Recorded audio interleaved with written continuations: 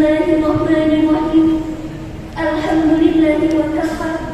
Wassalatu wassalamu ala nabiyil mustafa wa ala alihi wa sahbihi wa man ihtada, amma ba'du. Faqala Allah Ta'ala Qur'anul Karim. Bismillahirrahmanirrahim. Subhanalladzi asra bi 'abdihi laylan minal masjidil haram ilal masjidil aqsa alladzi barakna hawlahu linuriyahu min ayatina innahu huwas sami'ul basir. Sadaqallahul 'azim wa sadaqa rasulun nabiyyil karim wa nahnu 'ala dzalika minasyahidin. Yang kami hormati Profesor Dr. Bil Al-Makin SAG MA selaku Rektor UIN Sunan Kalijaga Yogyakarta. Yang kami hormati Dr. Muhammad Kanif Anwari SAG MAG selaku Direktur Laboratorium Masjid Sunan Kalijaga. Yang kami hormati Dr. Haji Fahrudin Faiz SAG MAG selaku penceramah pada sore hari ini. Dan yang kami hormati segenap tamu undangan beserta Bapak Ibu hadirin yang berbahagia. Puji syukur atas kehadiran Allah karena atas limpahan rahmat serta taufik dan hidayahnya pada hari ini Senin 20 Februari 2023 bertepatan dengan 29 Rajab 1440 Hijriah. Kita semua dapat berkumpul bersama dalam rangka peringatan Isra Mi'raj Nabi Muhammad sallallahu alaihi wasallam dengan tema memaknai Isra Mi'raj dalam bingkai filsafat Islam. Salawat beriringan salam semoga tetap terlimpahkan kasihnya atas baginda kita Nabi Agung Muhammad sallallahu alaihi wasallam. Semoga kita semua termasuk umatnya yang senantiasa mengikuti ajaran-ajarannya dan mendapat syafaatnya di yaumul akhir nanti. Amin. Hadirin tamu undangan yang kami hormati, perkenankanlah kami selaku pembawa acara membacakan susunan acara pada sore hari ini. Acara yang pertama, pembukaan, dilanjutkan dengan acara yang kedua, pembacaan kalam ilahi. Sambutan-sambutan menempati rangkaian acara yang ketiga. Acara yang keempat, ceramah agama dan sesi tanya jawab. Acara yang terakhir, penutup serta doa. Hadirin yang berbahagia, sebagai insan yang beriman dan bertakwa, dan dengan harapan semoga acara pada sore hari ini diberikan kelancaran, marilah kita buka bersama dengan bacaan Ummul Quran Al-Fatihah.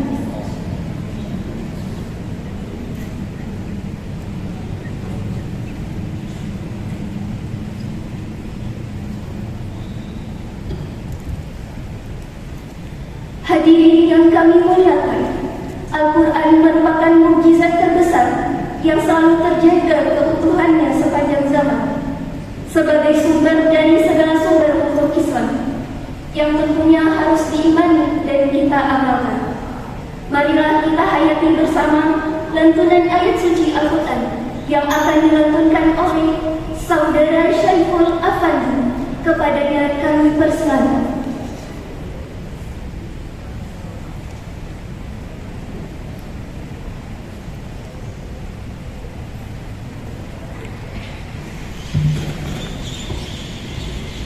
Assalamualaikum warahmatullahi wabarakatuh.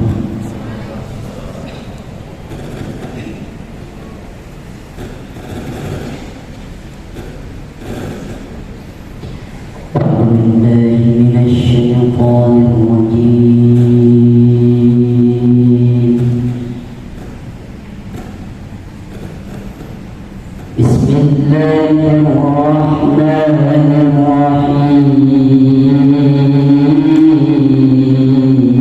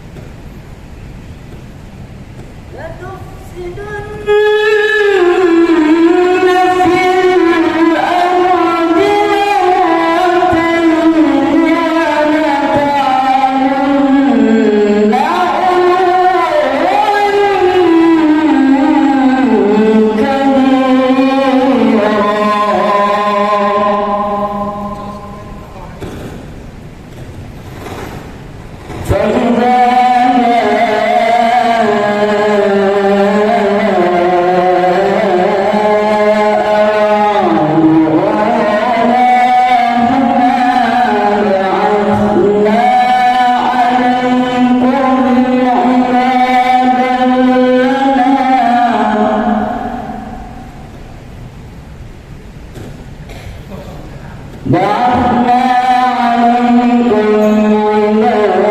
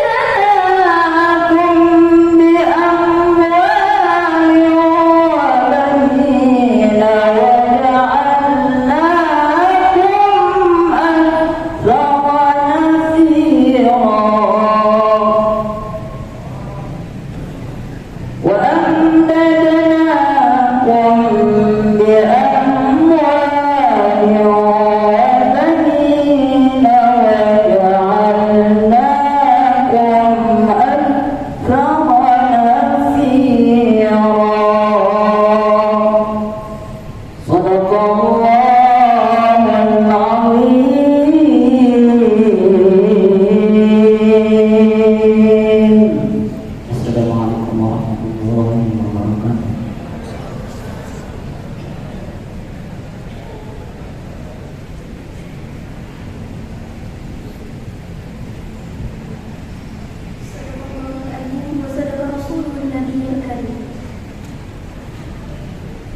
Hadirin yang berbahagia, selanjutnya marilah kita dengarkan kata sambutan dari Direktur Laboratorium Masjid Sunan Kalijaga, yakni Dr. Muhammad Khalid Anwari, SAG MAG, kepadanya kami persilakan.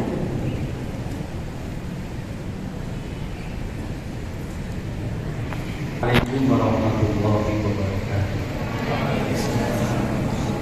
Alhamdulillah, alhamdulillahilladzi hadana li hadza wa ma kunna linahtadiya laula an hadana Allah.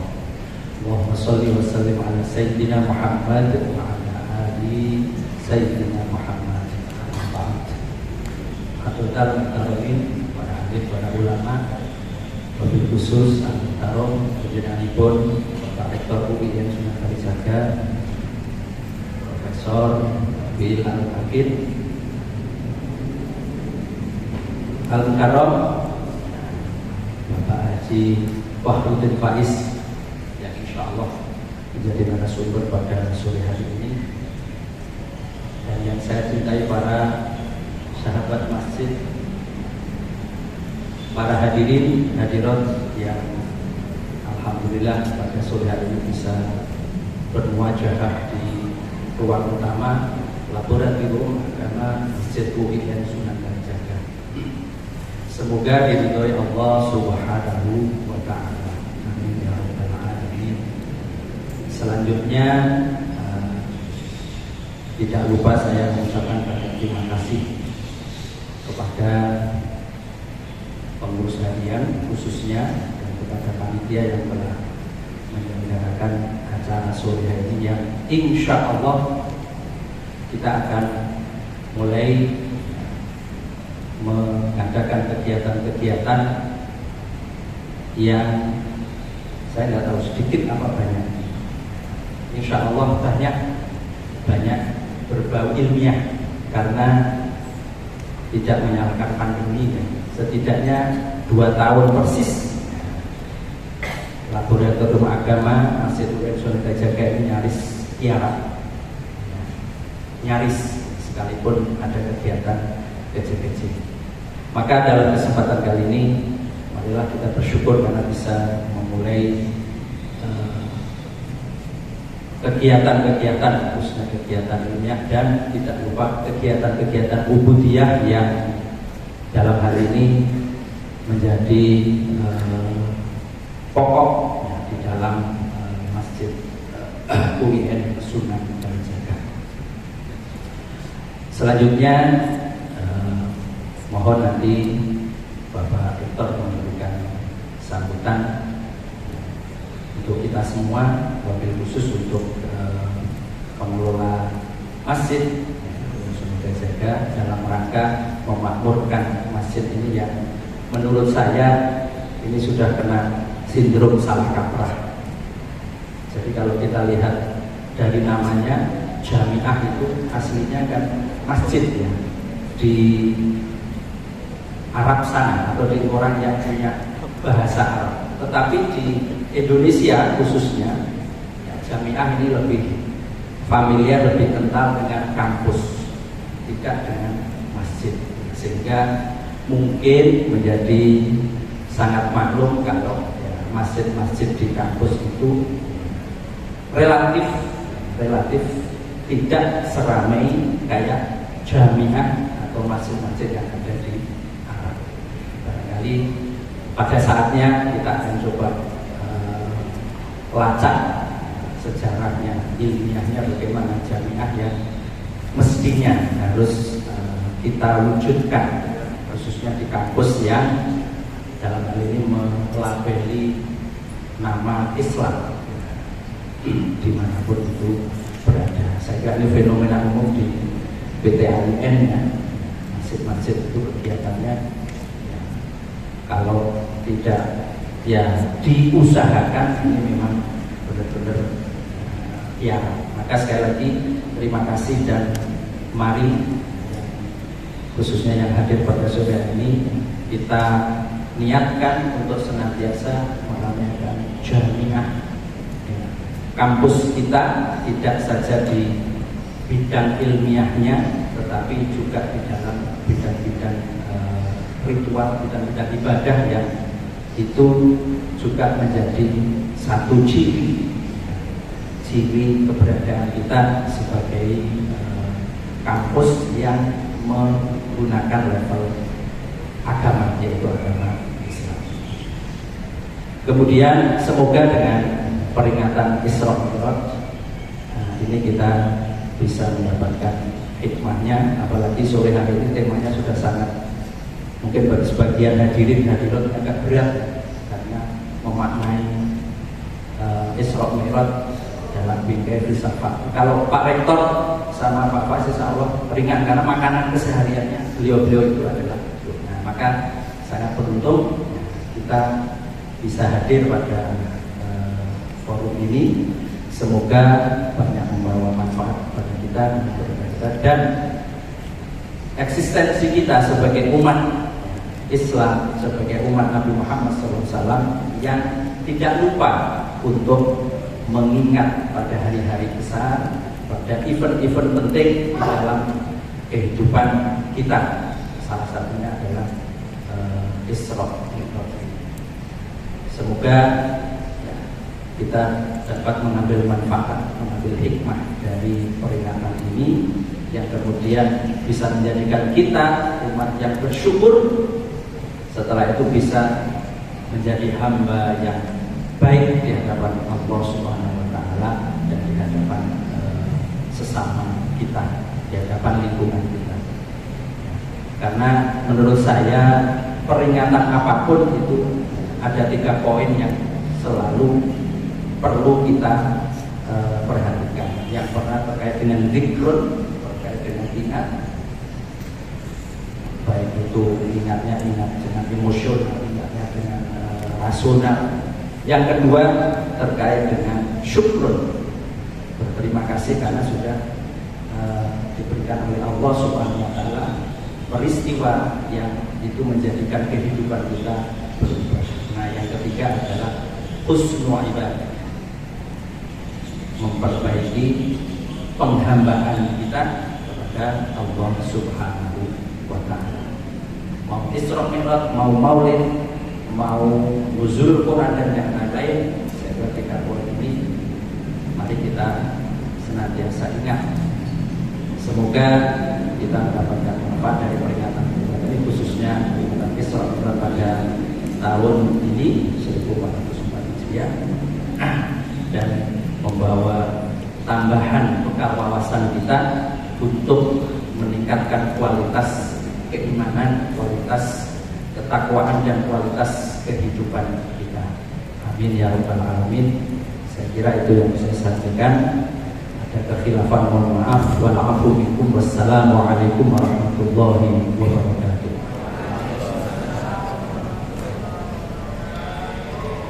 Kata sambutan dari Rektor UIN Sunan Kalijaga, Yogyakarta oleh Profesor Dr. Til Al-Makin, SAG MA. Kepadanya kami persilakan.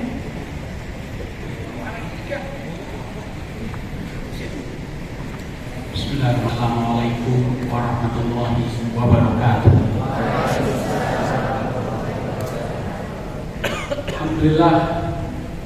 Alhamdulillah ala kulli ni'matihi hamdan katsiran. Wassalatu wassalamu ala sayyidil anbiya sayyidil mursalin wa ala alihi wa ashabihi ajma'in, amma ba'du. Wakil Rektor 3 Pak Dr. Abdul Rasyidi, beliau hadir ternyata di antara kita. Direktur Laboratorium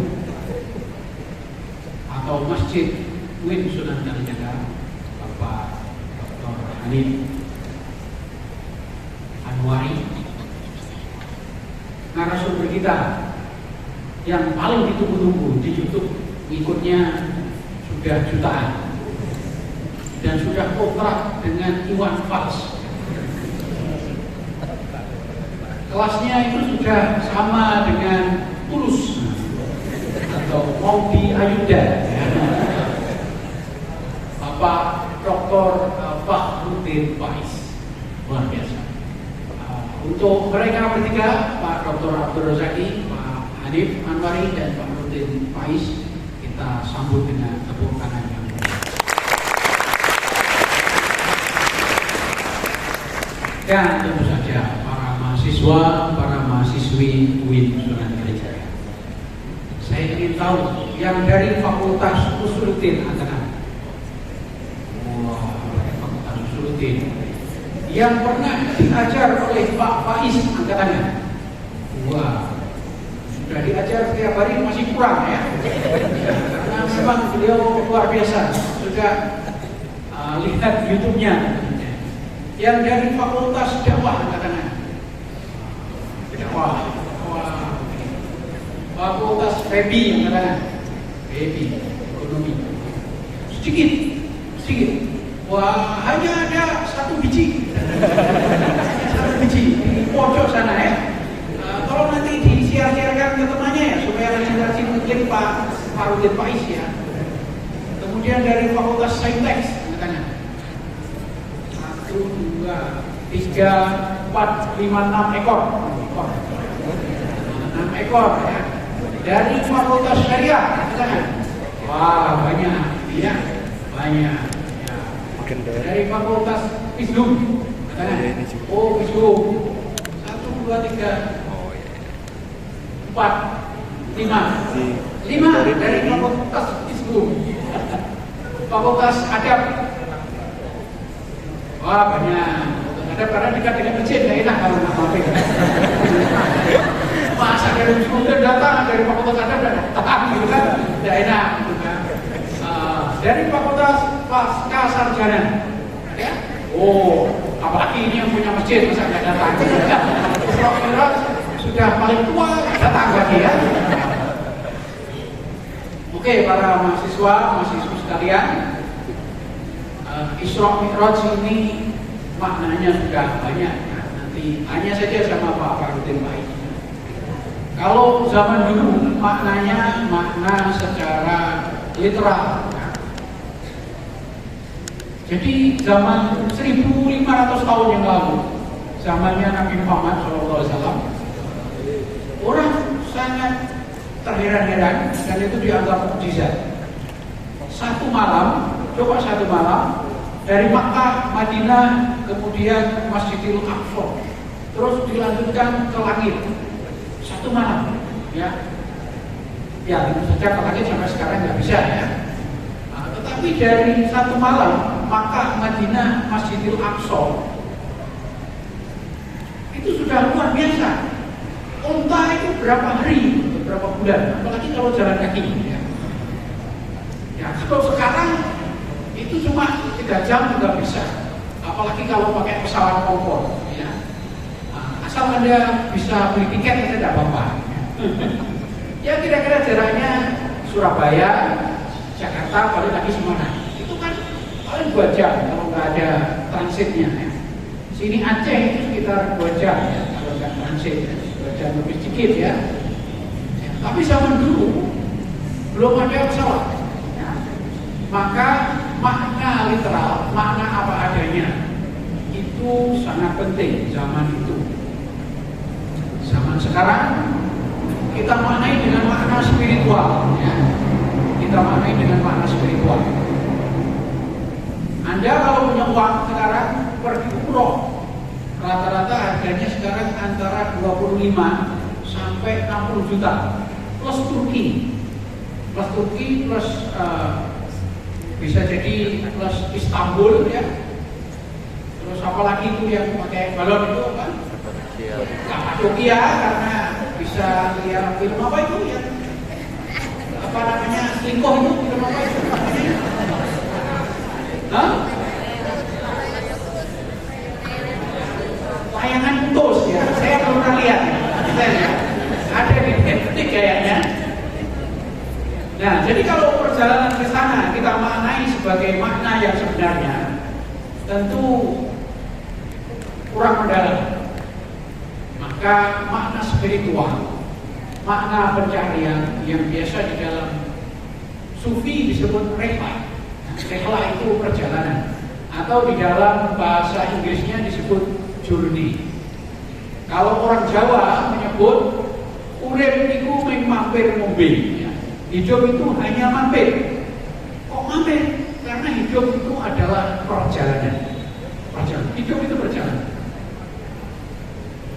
Siapa yang suka atau siapa yang subscribe di Instagramnya, Instagram NASA, katakan, oh ada satu, ada dua, Instagram NASA ya.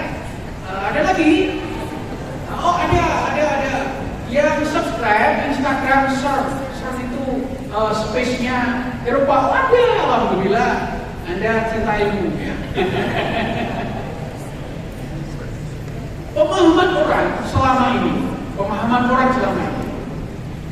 matahari dikelilingi oleh planet yang jumlahnya 9. Matahari diam di tengah, dikelilingi oleh planet yang 9. Ini rehlah, journey, rehlah Isra. Tapi menurut beberapa penelitian yang mutakhir dan menurut perhitungan matematika dan astronomi, astrostar namanya, tidak begitu. Jadi matahari itu sendiri bergerak, sedangkan planet bumi kita itu juga bergerak, mengikuti. Ya kira-kira 125 juta tahun sekali putaran ke Milky Way atau Bima Sakti, galaksi Bima Sakti. Jadi Anda duduk di masjid sini, itu sudah rehlah, sudah Isra. Ya, kenapa? Karena bumi itu berputar mengelilingi matahari.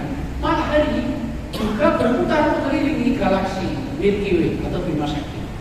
Galaksi Bima Sakti itu juga berputar mengelilingi namanya super cluster. Dan super cluster itu mengelilingi cluster yang lebih besar lagi yang disebut apa? Leanikia. Nah, jadi intinya kalau kita memaknai Isra Mi'raj adalah perjalanan, kita semua di dalam perjalanan. Anda duduk di sini itu bergerak karena bumi berputar dan bergerak mengelilingi matahari. Kata surya matahari juga berputar mengelilingi Milky Way. Milky Way juga atau Bima Sakti juga bergerak mengelilingi super cluster juga bergerak mengelilingi Leanikia. Dan alam ini tidak berhenti, alam ini bergerak terus, journey, rehlah. Dalam ajaran sufi kan rehlah, Isra, bergerak terus, dan gerakan itu secepat kecepatan cahaya. Maka para ilmuwan astronomi mengatakan akhir dunia ini paling tidak ada beberapa versi. Versi yang pertama, semua galaksi yang ada di alam raya ini saling menjauh. Semuanya itu saling menjauh dengan kecepatan cahaya. Semuanya itu rehlah, semua itu Isra, semua itu perjalanan, saling menjauh. Prediksinya ketika sudah menjauh dan kehilangan gravitasi, maka alam raya akan bubar. Satu teori. Teori yang lain, alam raya ini bergerak, meluas, infinity, meluas. Jadi Anda kalau punya teleskop, Anda pergi ke lembah, Anda lihat seluruh galaksi itu menjauh satu sama lain. Teori kedua, jika semuanya menjauh dan pada saatnya nanti mentok, akan kembali lagi mendekat lagi. Disitulah alam raya akan. Teori ketiga, ketika gerakan menjauh atau gerakan mendekat itu berhenti total, maka alam raya vakum, berhenti. Maka akhirlah alam raya ini. Itu tiga dari banyak teori tentang rehlah, perjalanan alam raya. Nah, Nabi Muhammad SAW Isra,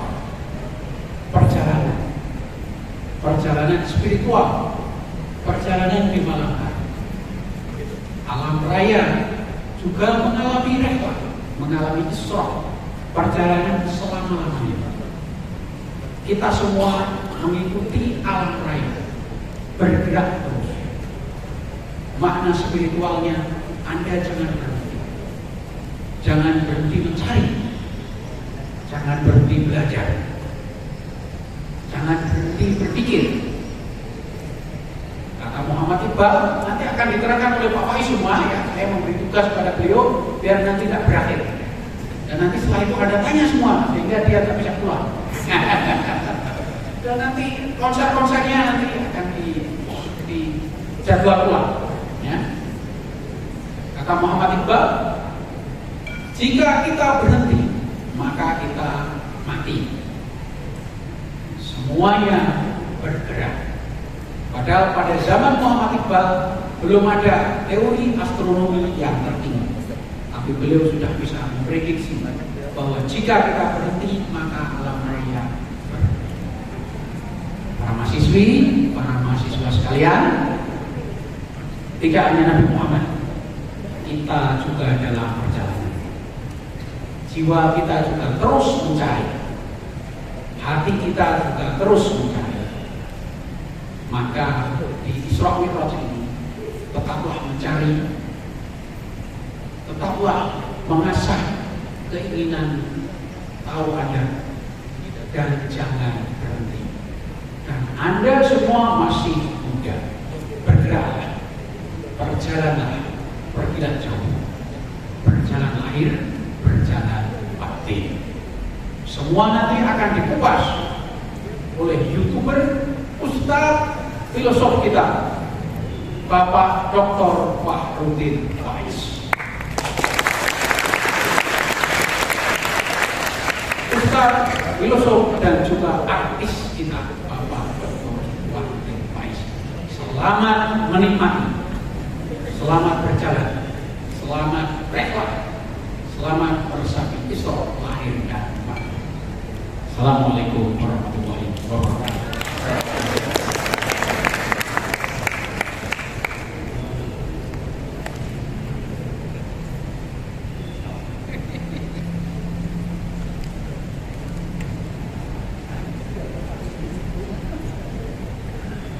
Hadirin segenap tamu undangan yang berbahagia, ramai masjid dengan jamaahnya, dari yang tua hingga yang muda. Salat 5 waktu adalah tiang agama, hikmah dari Isra Mi'rajnya sang baginda.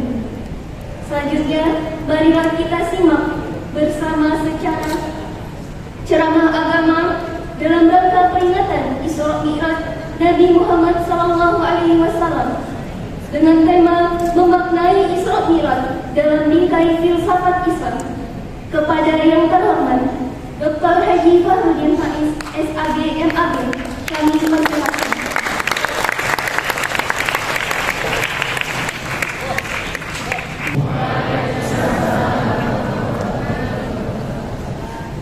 Bismillahirrahmanirrahim. Alhamdulillahirabbil alamin. Wa bihi nasta'in ala umuri dunya waddin. Allahumma sholli wa sallim wa barik ala habibina wa syafi'ina sayyidina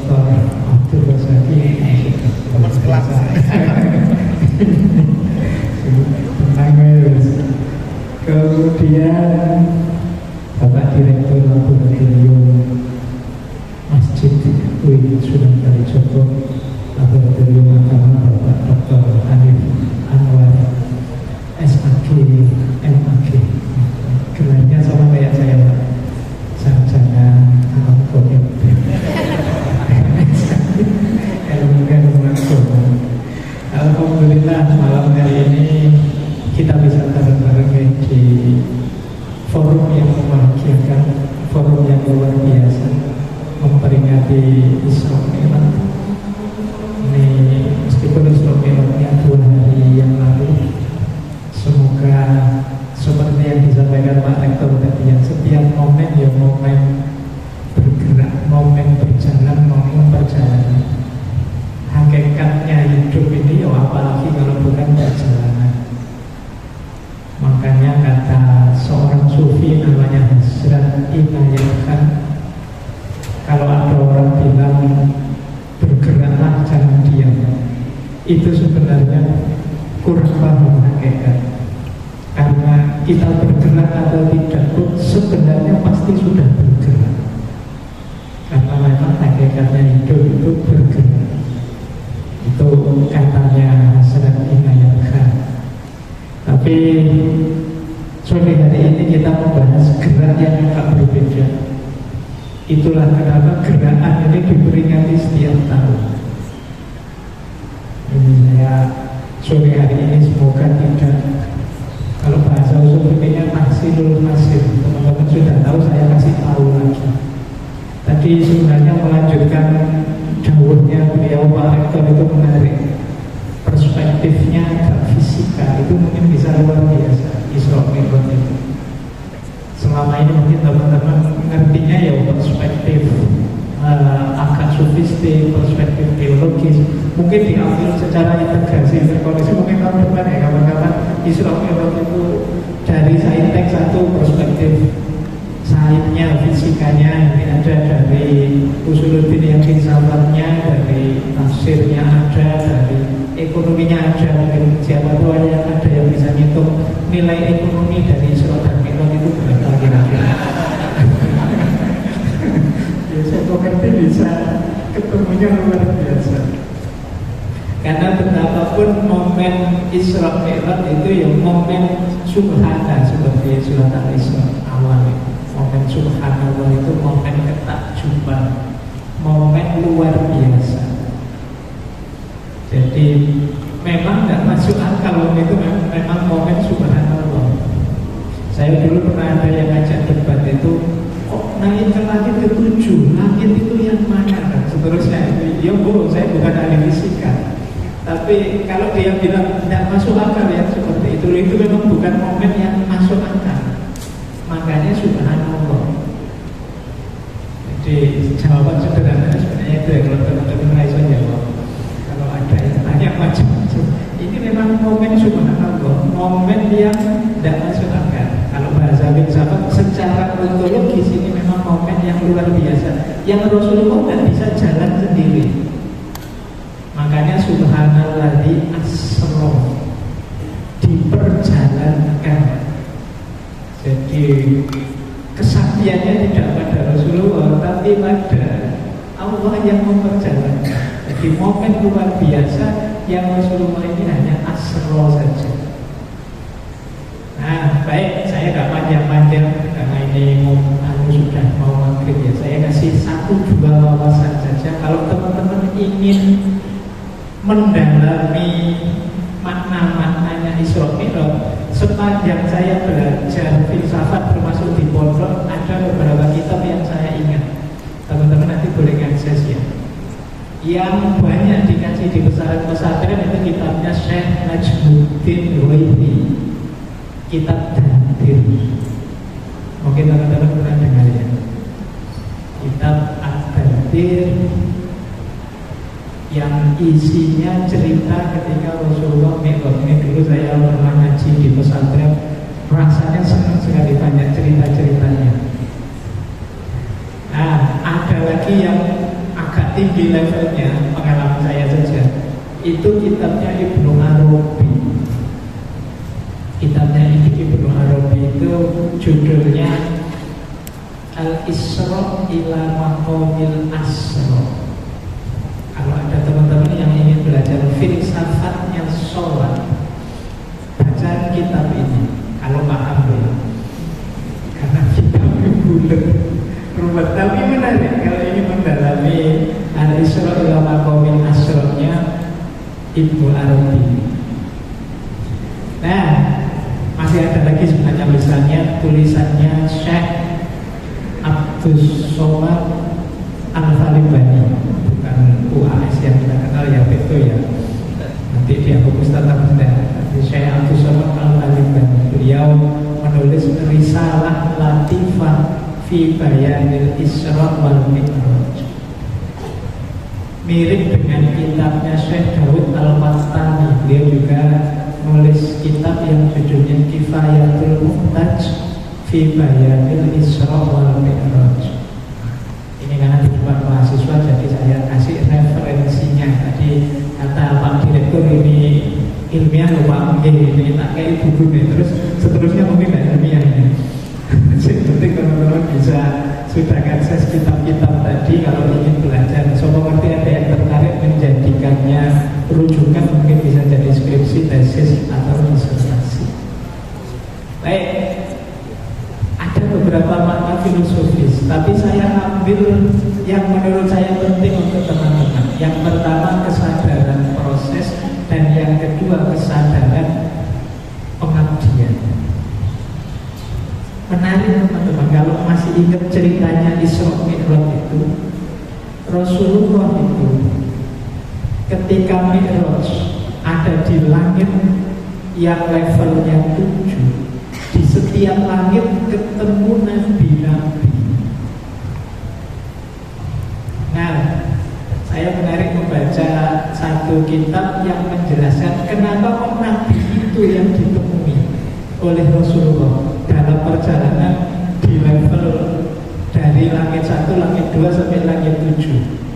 Di langit pertama ketemu Nabi Adam, di langit kedua ketemu Nabi Isa dan Nabi Yahya, di langit ketiga ketemu Nabi Yusuf, di langit keempat ketemu Nabi Idris, di langit kelima ketemu Nabi Harun, di langit keenam ketemu Nabi Musa, di langit ketujuh ketemu Nabi Ibrahim. Nah, ternyata ada hikmahnya, ada makna filosofisnya. Kenapa itu yang ditemui?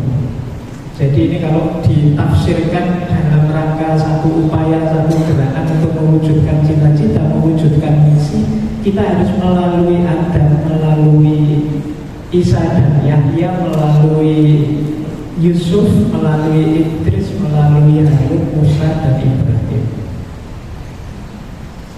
Di langit pertama ketemu Adam.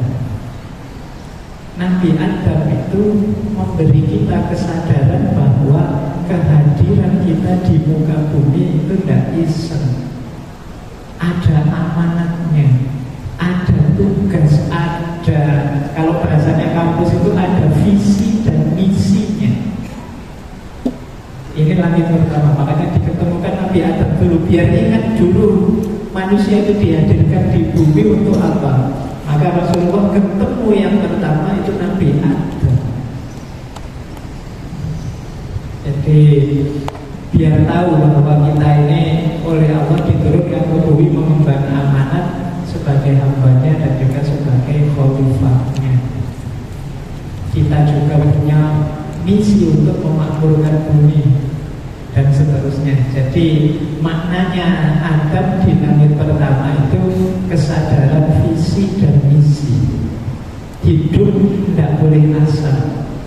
Ada ayat yang sering sekali saya kutip di surat Al-Mu'min, itu ayat 115, afa hasibtum annama khalaqnakum abasa wa annakum ilaina la turja'un. Jadi Allah nyindir kita, kata Allah, apa kau kira aku menciptakanmu itu iseng saja, sia-sia saja? Tidak. Allah itu serius menciptakan kita.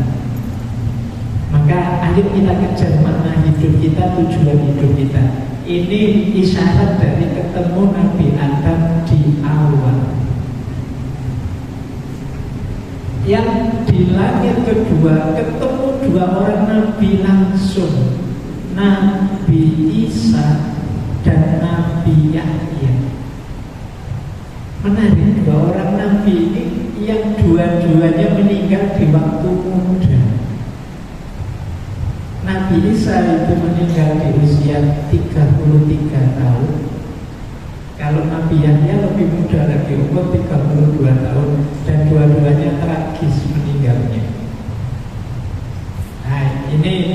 semacam di langit kedua ini Rasulullah diajari untuk jiwa muda, semangat, gairah hidup yang menyala-nyala.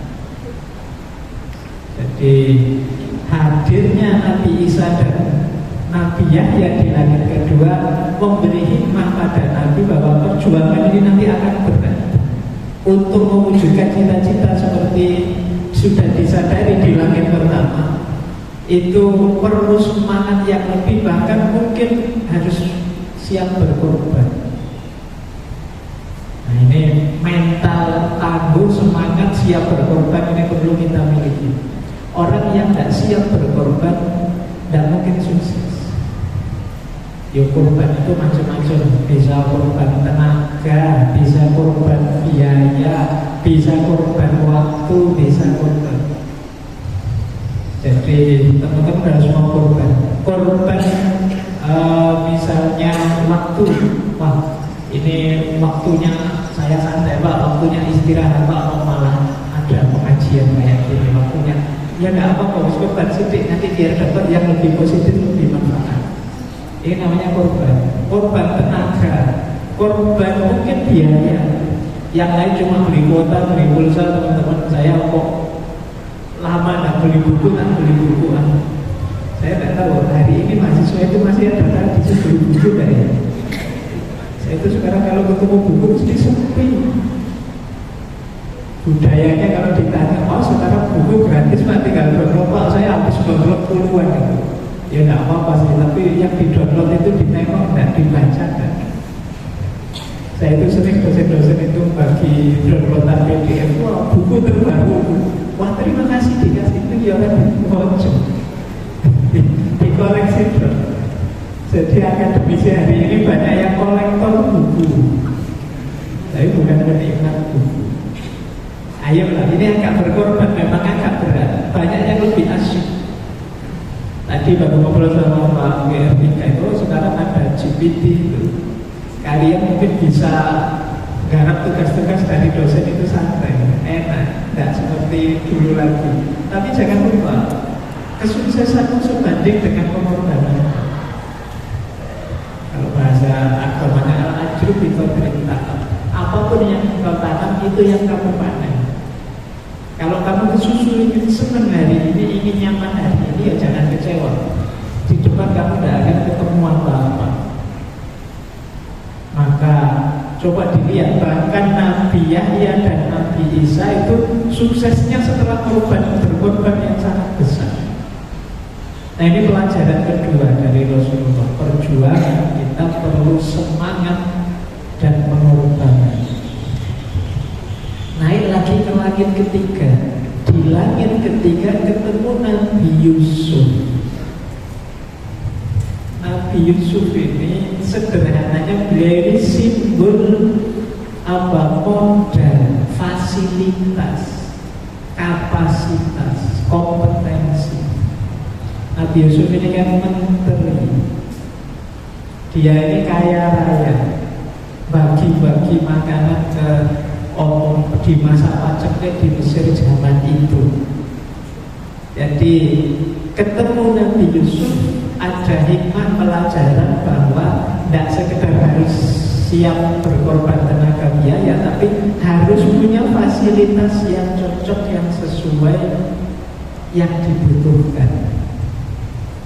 Nabi Yusuf itu bisa mengangkat derajat keluarga saudaranya ya setelah dia punya jabatan, setelah dia mungkin punya kekayaan, akhirnya bisa menikah dengan yang dia cintai, Zulaikha dan seterusnya. Dia juga punya modal tampangnya, gantengnya luar biasa.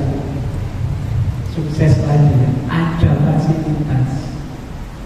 Oke, saya tidak tahu Yusuf itu kalau dibayangkan kalau mirip Pak Hanif atau Pak Rojaki atau Pak Makin.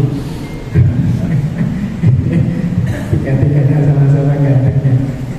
Oke, jadi ini modal. Jadi selain semangat tinggi, perlu juga modal fasilitas pendukung akan berhasil.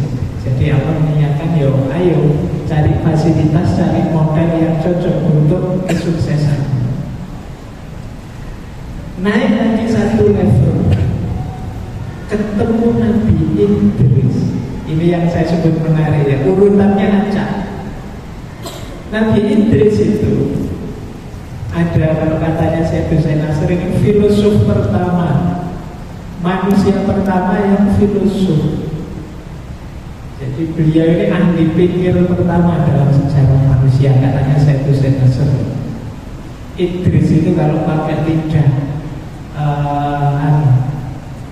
Arab, kalau pakai lidah Latin itu Aramis, kalau pakai lidah Yunani itu Hermes. Ya nanti kamu cari-cari hubungannya apa sama hermeneutika. Itu yang seperti Pak Rektor nanti sama Pak WR2 Pak Sahir. Hermeneutika itu dari asal kata Hermes. Nah, menarik, ternyata langit keempat ketemu Nabi Idris. Simbol apa? Kecerdasan, simbol ijtihad, kesungguhan berpikir. Nabi Isa, Nabi Yahya simbol kerja keras. Kalau Nabi Idris itu mewakili simbol kerja cerdas. Ini langit keempat. Nabi Idris mengajarkan kita yang pintar. Ada yang bilang teknologi manusia pertama itu ya Nabi Idris. Peniti itu yang bikin pertama Nabi Idris. Mungkin jangan dibayangkan peniti kayak sekarang itu ya, tapi ya pokoknya bajunya ada kainnya itu Nabi Idris. Sandal itu Nabi Idris. Sampai ada cerita Nabi Idris itu ketika diajak oleh Jibril jalan-jalan di surga, biar kembali lagi ke surga sandalnya ditinggal. Jadi begitu sampai ke bumi, waduh Jibril sandalku kayak harus diambil ya sudah diambil ceritanya, tapi terus nggak mau keluar, sudah masuk surga sudah. Itu Nabi Idris. Itu salah satu bukti yang cerdas ternyata. Tinggal sandal bisa kembali lagi ke surga. Nah, lanjut ke keempat, ketemu Nabi Idris. Langit kelima ketemu dengan Nabi Harun. Nabi Harun ini sebenarnya partnernya Nabi Musa. Kenapa beliau disendirikan? Ada fungsi khusus yang perlu dipelajari oleh Rasulullah dari Nabi Harun. Apa itu? Kemampuan komunikasi. Nabi Harun ini kalau ngomong enak, kalau menyampaikan sesuatu enak, mudah dipahami orang.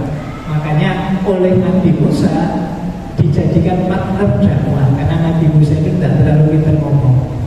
Ada yang bilang Nabi Musa itu agak pelat kalau ngomong, itu efek dari waktu bayi memakan bara api ketika diuji oleh Fir'aun. Jadi ngomongnya tidak terlalu fasih. Nah, akhirnya diambillah Nabi Harun jadi partner bicaranya. Dari Nabi Harun apa? Belajar kemampuan mengkomunikasikan gagasan, kemampuan mengekspresikan, mengungkapkan apa yang ada di pikiran. Ini penting. Sepinter apapun kita, kalau nggak bisa diungkapkan, nggak bisa diomongkan, ilmunya macet di kepala. Sering nggak teman-teman begini? Paham sih Pak, tapi gimana ya ngomongnya? Pengalaman masih teman-teman ya, wayang presentasi kan begitu, sudah siap begitu di depan, aduh, gimana ya ngomongnya? Ngerti sih maksudnya.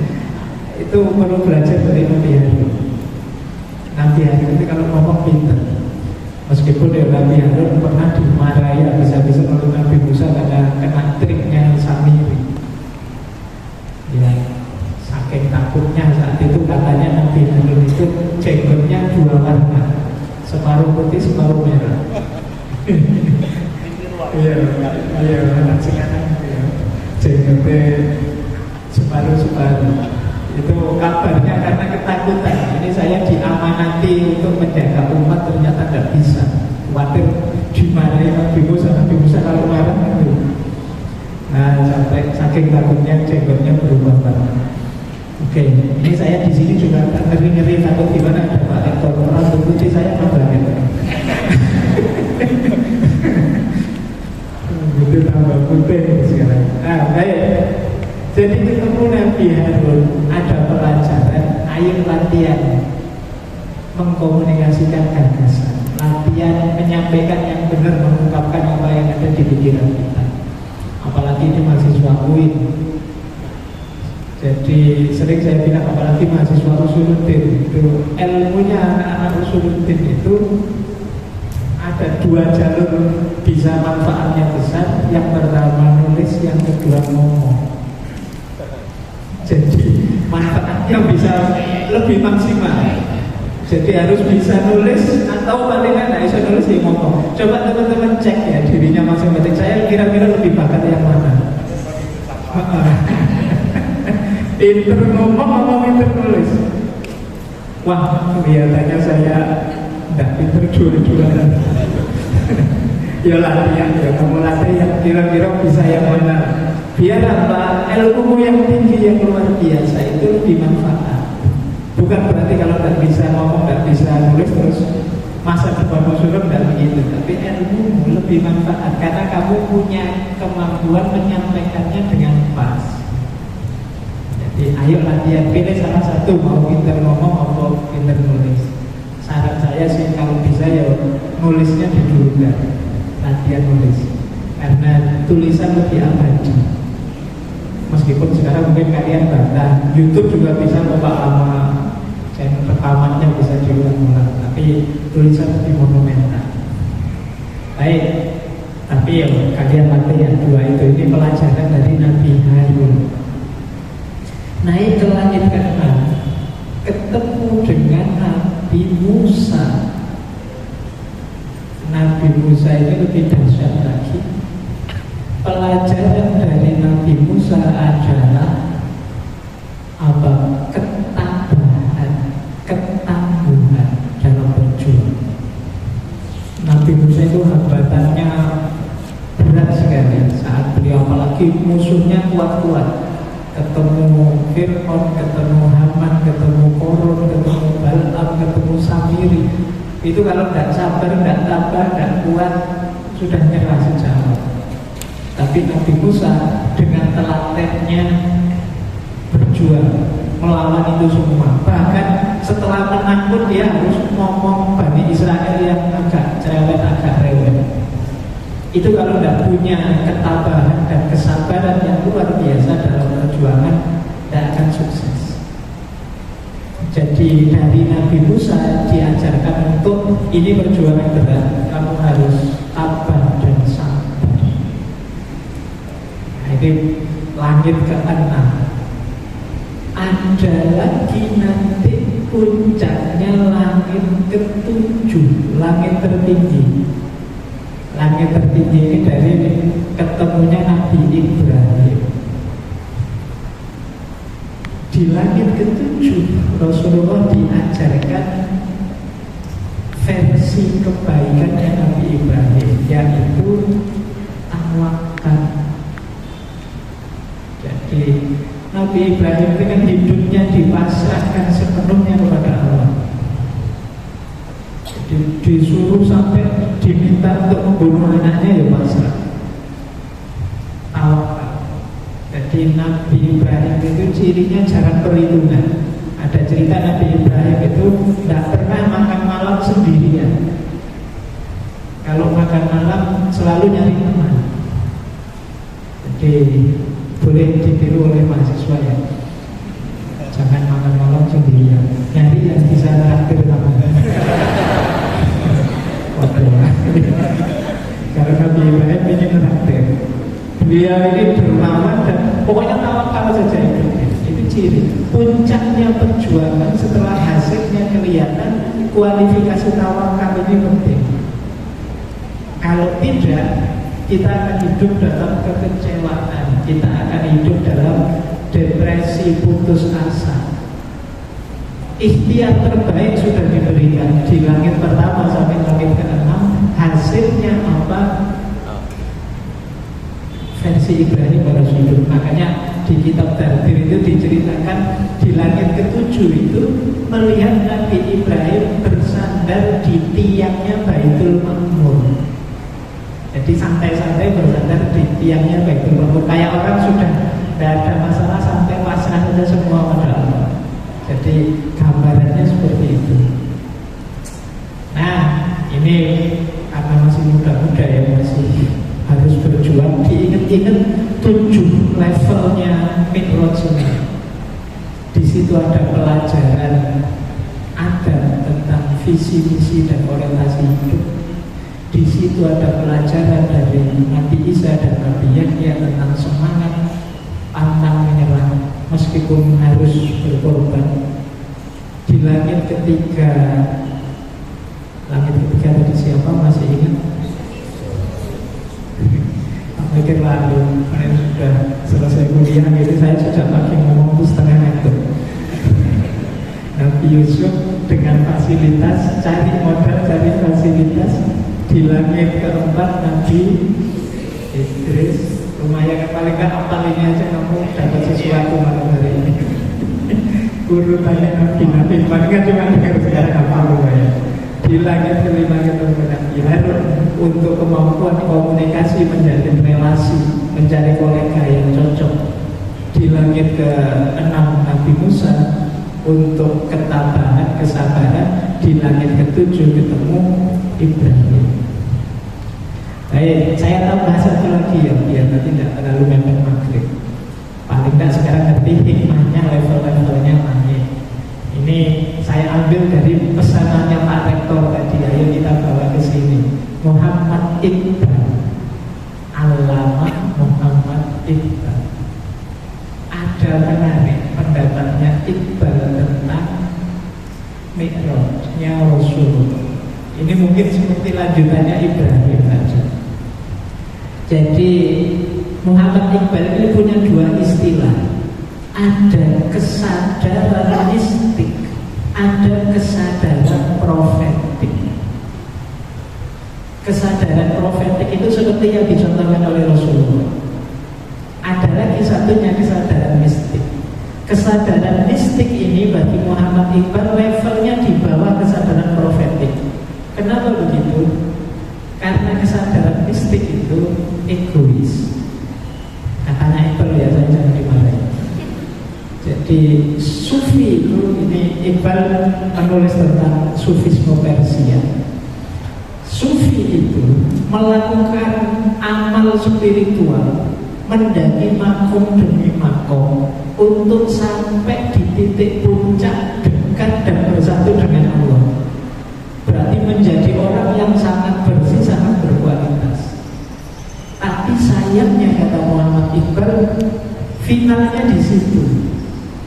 Kalau sudah bersatu dengan Allah, kalau sudah jadi puncak sangat dekat dengan Allah, selesai. Kalau sudah ma'rifat, sudah musyahadah, itu puncak, selesai. Itu yang oleh Iqbal disebut agak egois. Mikir dirinya sendiri saja yang naik melesat sampai puncak. Lupa bahwa di sekelilingnya banyak ini umatnya, banyak orang-orang yang harusnya kan mereka diajak naik juga, diajak Mi'raj juga.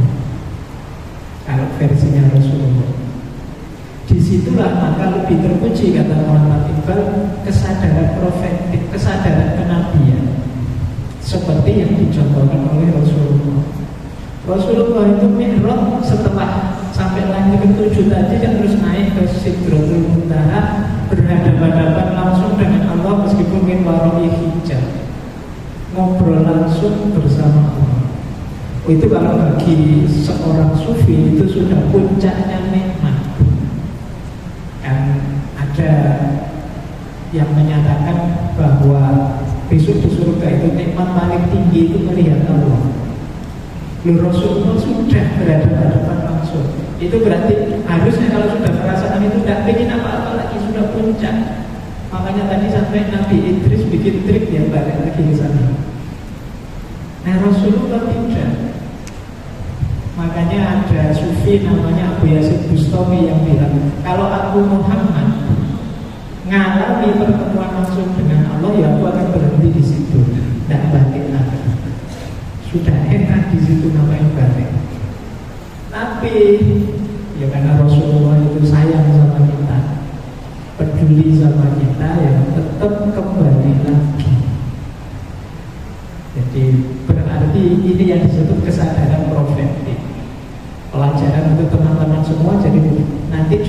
ini, ambil kesadaran profetik ini, tingkatkan kualitasmu sepuncak mungkin. Hiduplah the best version dari dirimu. Versi terbaik dirimu seperti apa, wujudkan itu.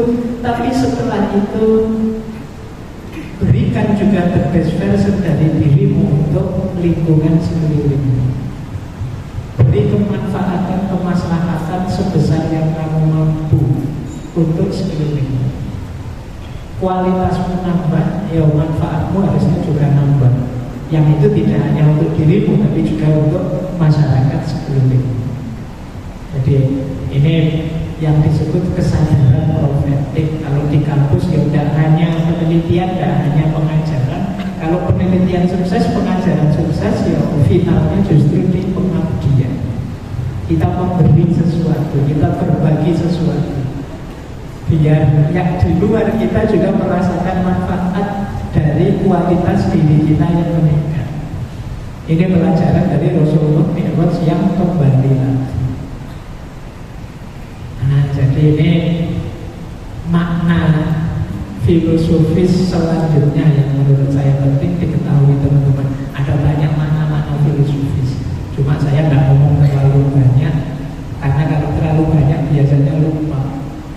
Saya belum lama membaca referensi itu bahwa durasi konsentrasinya generasi Z itu maksimal 20 menit.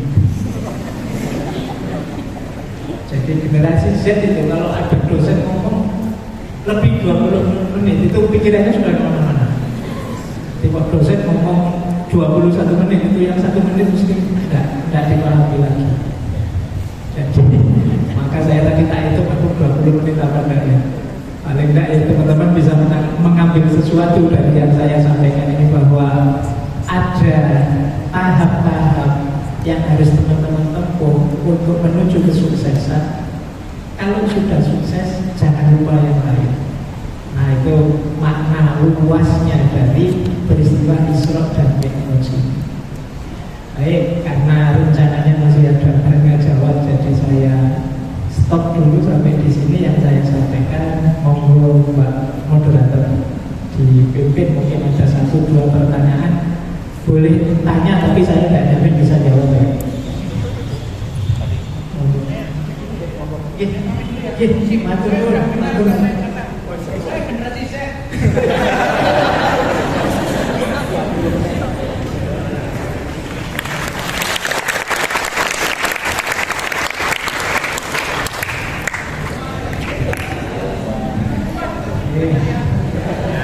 Matur nuwun Pak Rektor WN3.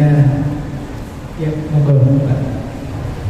Baik teman-teman semua, apakah sudah tercerahkan bagaimana memaknai Isra Mi'raj itu dalam bingkai filsafat Islam? Ini kita langsung dapat materinya dari Taman Filsafat Islam. YouTubers ya Pak. Nah, ternyata Isra Mi'raj itu tuh bukan hanya peristiwa semalam, tapi momen yang kalau kita telah kembali dari ayat ini dimulai dengan kata subhan, itu mengartikan bahwasanya momen ini sebuah momen yang menakjubkan. Nah, dan perjalanan Isra Mi'raj itu pun melewati tahap-tahap yang sangat penuh hikmah. Baik, mungkin kita langsung saja masuk ke sesi tanya jawab. Bagi teman-teman yang ingin bertanya, silakan angkat tangannya.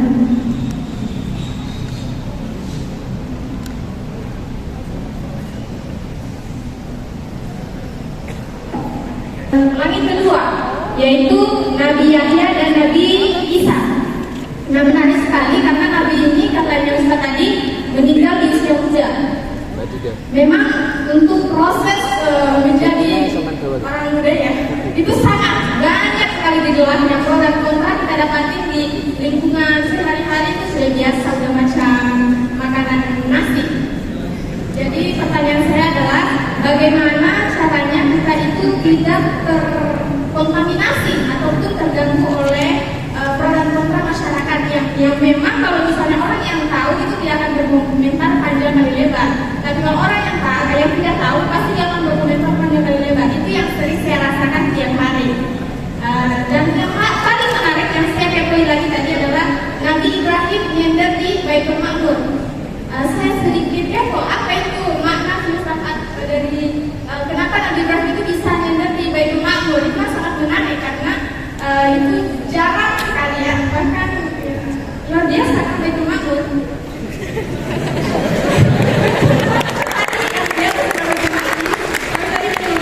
Ustaz yang sudah bilang.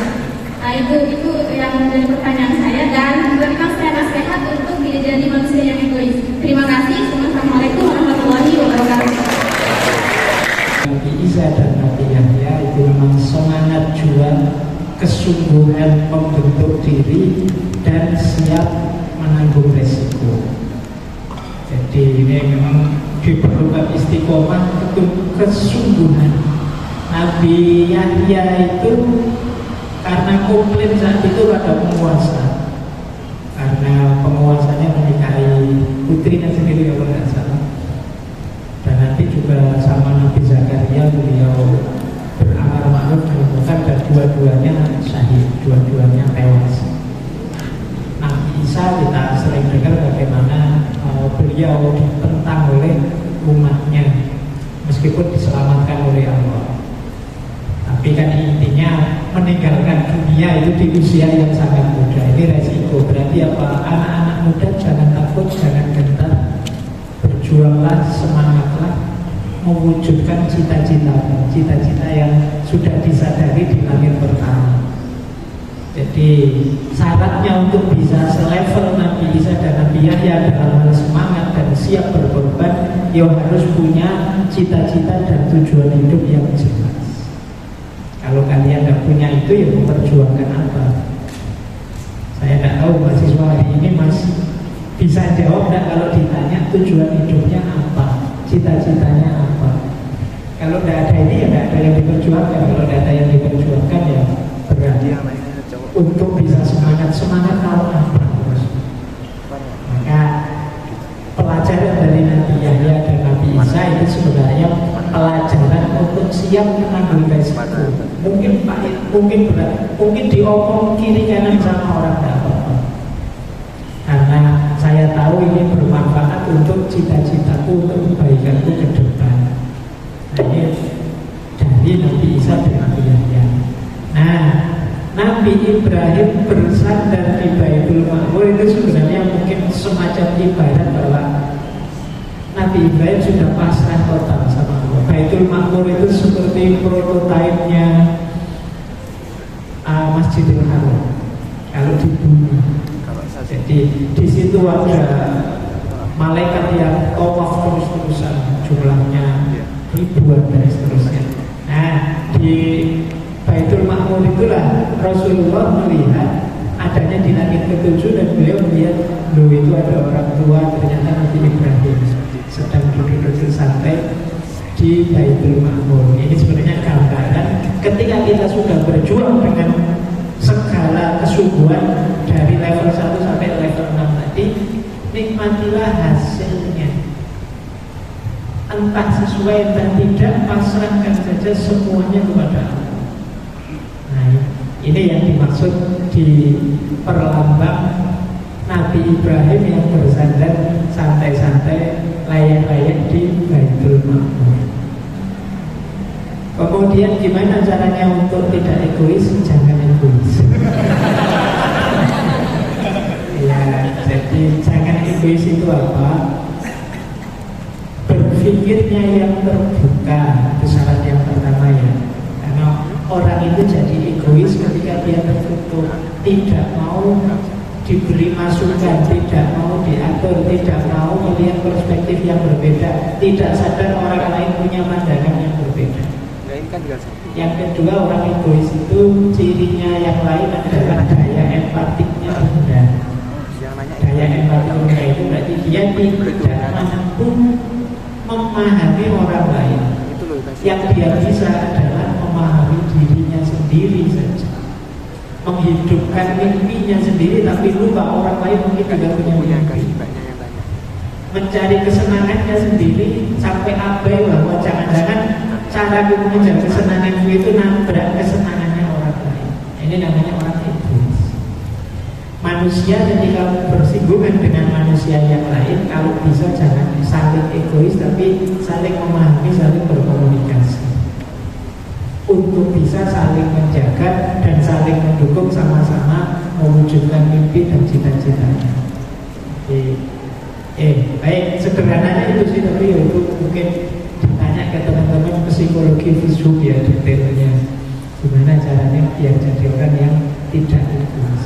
Sebenarnya sederhananya ya jangan egois gitu aja. Saya itu sulit dalam pertanyaan gimana caranya biar tidak malas, Pak? Ya jangan malas gitu aja. Kalau kamu ngerti bahwa kamu malas, jangan malas. Kalau kamu ngerti bahwa saya ini egois, ya jangan egois. Itu kalau bahasa agama sebenarnya bagian dari jihad mengalahkan diri sendiri. Nah itu babnya nanti berbeda. Ya baik, saya kira itu. Monggo, mungkin saya kanan. Banyak, ya silakan. Monggo, yang mana?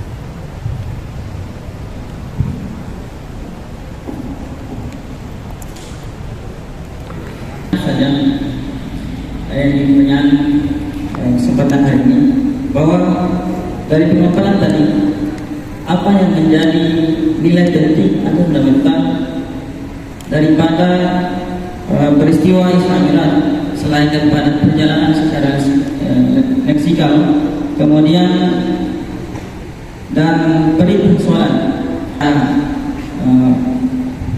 syariat, kira-kira apa yang menjadi nilai penting daripada perjalanan Isra Mi'raj itu sendiri? Assalamualaikum warahmatullahi wabarakatuh. Isra Mi'raj itu kalau bahasa filsafat secara ontologis adalah momen ujian keimanan, momen ketika Allah menunjukkan kekuasaannya, dan yang ketiga momen untuk menyadarkan manusia bahwa betapa dia lemah dan terbatas. Makanya pakai kalimat pertama subhana. Peristiwa Isra Mi'raj itu kalau dipikir dengan ilmu-ilmu yang kita miliki hari ini, isinya sulit ditangkap dan saling tidak sinkron. Tapi jangan salahkan peristiwanya, sadarilah saja bahwa ternyata kita memang terbatas. Ternyata hanya sampai di sini kemampuan kita, daya kita untuk memahami kuasanya Allah. Makanya tadi momen itu namanya momen subhana, dan Rasulullah itu asro, bukan Rasulullah yang melakukan perjalanan, tapi Rasulullah diperjalankan oleh Allah.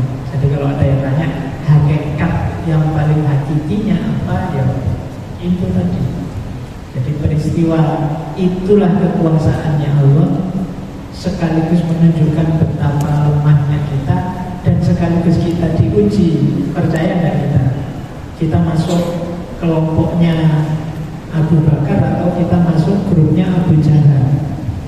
Abu Jahal yang nggak percaya atau Abu Bakar yang apapun yang kau katakan Muhammad aku percaya? Nah silakan, itu makanya tadi saya sebut ini momen ujian keimanan. Ini secara ontologis ya. Meskipun kita bisa tarik ada banyak sekali makna di setiap detail peristiwa Isra Mi'raj itu. Kenapa sih Rasulullah ketemu dengan banyak nabi-nabi di Masjidil Aqsa? Kenapa kok waktu ditetapkan sholat ada momen tawar-menawar dengan diprovokasi oleh Nabi Musa?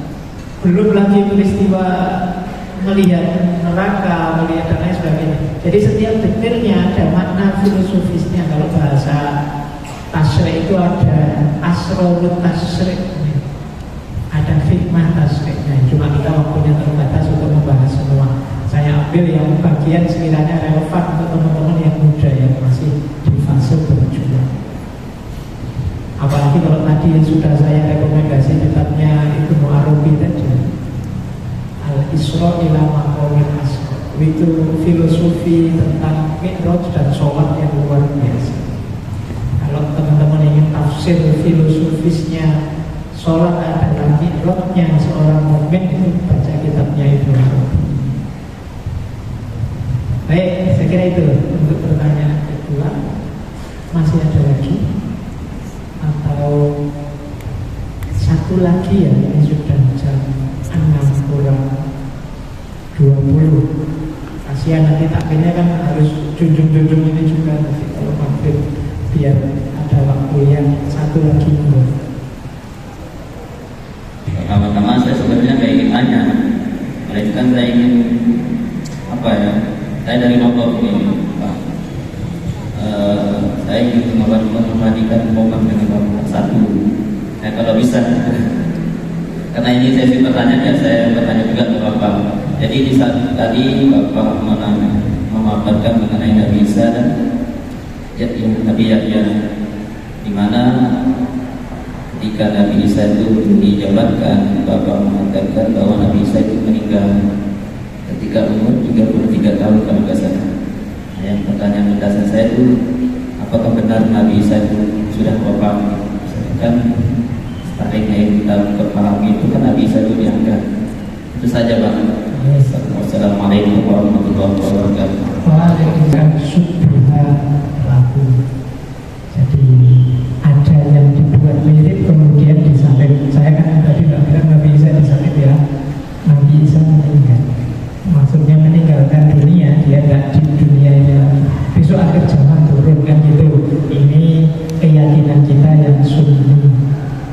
Meskipun nanti ada kelompok lain yang keyakinannya berbeda. Jadi perjuangannya sangat berat, mendapat tentangan di mana-mana. Bahkan sejak bayi harus membuktikan dirinya sehingga oleh Allah diberi kemukjizatan untuk bisa bicara. Di antara nabi yang mukjizatnya banyak sekali ceritanya itu kan Nabi Isa, karena memang umatnya ngeyaknya luar biasa, perlu banyak sekali bukti. Oh juga beliau akhirnya harus diselamatkan oleh Allah, diangkat ke langit, meninggalkan dunia. Jadi, meskipun yang diberi merasa menyalib Nabi Isa, ternyata tidak diselamatkan oleh Allah. Baik, saya kira itu ya versi kita yang sunni. Mungkin yang lain ada versi yang berbeda. Ya kalau teman-teman ingin ngerti argumennya yang berbeda, banyak membaca.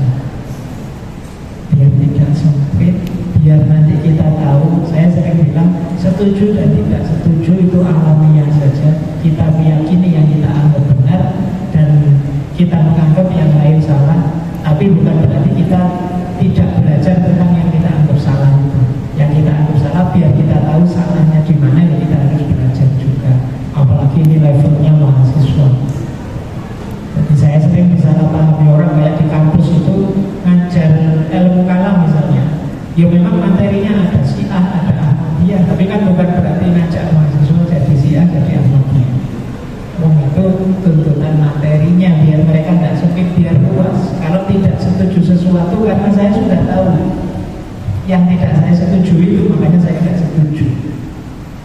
Nah, kalau ini tanggung jawab berat kita hari ini yang sekarang kan versi-versi pendapat itu banyak, pinter-pinter kalian. Makanya tadi saya bilang semoga hari ini kita masih rajin membaca, rajin beli buku, tidak sekedar menyomot bagian-bagian tertentu dari yang desain orang, ngambil yang diinginkan saja dari desain dan lain sebagainya. Saya banyak sekali ditanya pendapatnya Imam Syafi'i yang bertanya filsafat itu haram.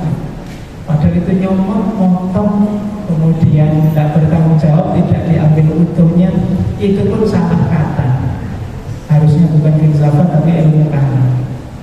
Tapi yo kalau diingatkan juga nih ya. Pokoknya benar ya, pokoknya di situ. Nah itu semoga tidak dimiliki oleh teman-teman, apalagi yang mahasiswa. Jadi semangatnya harus semangat kritis. Jangan lupa tahapan-tahapan tadi ya, untuk perjuangan mewujudkan cita-citamu dan ideal hidupmu.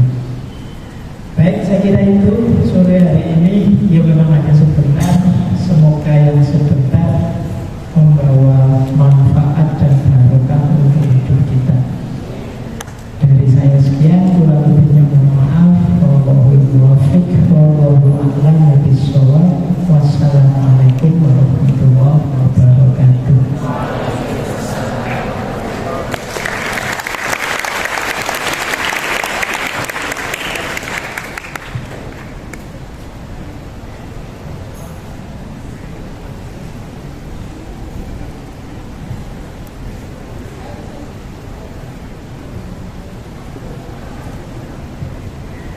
Baik teman-teman semua, setelah pemaparan materi mengenai memaknai Isra Mi'raj dalam bingkai filsafat Islam, semoga menambah khazanah pengetahuan kita semua bahwasanya Isra Mi'raj bukan hanya sekedar perjalanan semalam, namun peristiwa luar biasa yang Allah berikan kepada Rasulullah dalam menjemput sholat 5 waktu kita. Lebih dari itu, mungkin tadi telah beliau paparkan juga, dari tiap langit yang Rasulullah lewati itu memiliki hikmah yang sangat besar untuk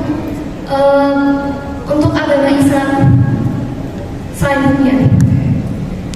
Baik, hadirin yang kami hormati, sebagai wujud rasa syukur kita kepada kehadiran Allah dan dengan harapan semoga acara pada sore hari ini bermanfaat bagi kita semua, marilah kita berdoa bersama yang akan dipimpin oleh Dr. Haji Farudin Faiz SAG. Padanya kami bersama. Baik, kita berdoa singkat teman-teman. Semoga forum kita sore hari ini mendapatkan barokah dan ridhonya Allah. Ala hadiniya wa ala kulli niyatin sholihah. Al-Fatihah. A'udzubillahi minasyaitonir rajim. Bismillahirrahmanirrahim. Alhamdulillahirabbil alamin. Arrahmanir rahim. Maliki yaumiddin. Iyyaka na'budu wa iyyaka nasta'in. Ihdinas siratal mustaqim. Shiratal ladzina an'amta 'alaihim ghairil maghdubi 'alaihim waladdallin. Amin. A'udzubillahi minasyaitonir rajim. Bismillahirrahmanirrahim. Allahumma shalli ala Muhammad wa ala ali Muhammad hamdan yuwaffi ni'amahu wa yukafi'u mazidah. Ya Rabbana alhamdu kama yanbaghi li jalali wajhika al-karim wa 'azimi sultanik. Allahumma shalli ala sayyidina Muhammadin sholatan tunjina biha min jami'il ahwali wal afat wa taqdilana biha jami'al hajat wa tutahhiruna biha min jami'is sayyi'at wa tarfa'una biha indaka 'ala darajat wa tuballighuna biha aqsal ghayat min jami'il khairati fil hayati wa ba'dal mamat. Allahumma arinal haqqa haqqan warzuqna ittiba'ah wa arinal batila batilan warzuqna ijtinabah. Allahumma inna nas'aluka salamatan fid din wa afiyatan fil jasad wa ziyadatan fil ilmi wa barakatan fil rizqi wa taubatan qabla al-maut wa rahmatan indal maut wa maghfiratan ba'dal maut. Allahumma hawwin 'alaina fi sakaratil maut wa najata minan nar wa afwa indal hisab.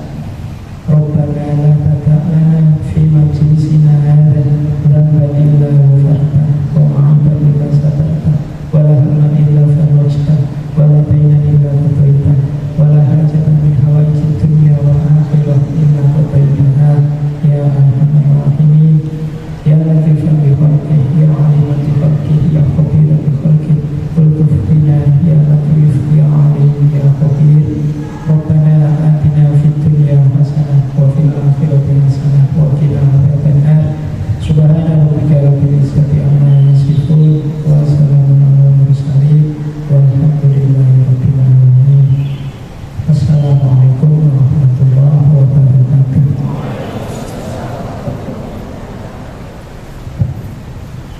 Hadirin yang kami hormati, dengan usainya pembacaan doa tadi, maka usai pula lah acara kita pada sore hari ini. Oleh karenanya, marilah kita tutup acara pada sore hari ini dengan mengucapkan Alhamdulillahirabbil alamin.